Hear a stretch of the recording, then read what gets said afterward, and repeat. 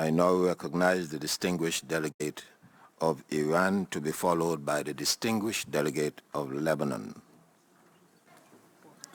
Thank you, Mr. Chairman. At the outset, we would like to thank Director General for the continuing efforts to improve health conditions in the occupied Palestinian territory. According to the latest WHO report A17/39, the health systems in the occupied Palestinian territory is operating under severe pressure due to shortages in basic supplies and the inherent limitations of occupation or blockade. Widespread damage to infrastructure, including hospitals, clinics, and ambulances, and education, water, and sanitation facilities, has significantly limited access to basic services. According to the report, access to health services is persistently denied, restricted in violation of international law and international humanitarian law by the separation wall and checkpoints. Mr. Chairman, as stipulated in the Constitution of the WHO, the enjoyment of the highest attainable standards of health is one of the fundamental rights of every human being without distinctions of race, religion, political belief, economic or social condition. But the Palestinian people for years have faced terrible health conditions, especially in the Gaza Strip, which is under inhuman blockade.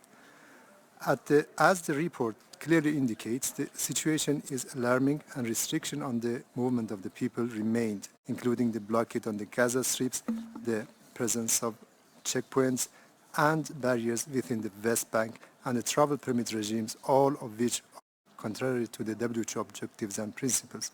Furthermore, as the report highlighted, the restrictions imposed on the movement of the patients, health staff and goods have hindered the functioning and development of the health system in Palestine. There is no doubt that the worsening condition of the innocent people is caused by inhuman and unlawful continued policy of Israeli regime. The serious health and humanitarian needs of Palestinian prisoners held in the jails of the occupying power are alarming. The WHO should systematically monitor their situation and report to the WHO on a regular basis. According to the latest WHO report, lack of access to the timely and adequate medical care and mental health services, both diagnosis and treatments, inadequate nutrition and housing conditions, and denial of family visits and communications are matters of concern.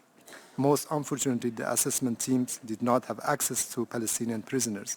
We express our deep concern that, as it was the case in the past, according to the latest report, WHO has still no proper access to the occupied Syrian Golan and hence could not provide a report on the prevailing health conditions there. The international community should take urgent and meaningful steps to make the occupying power to lift immediately the obstacles to basic needs of Palestinian people.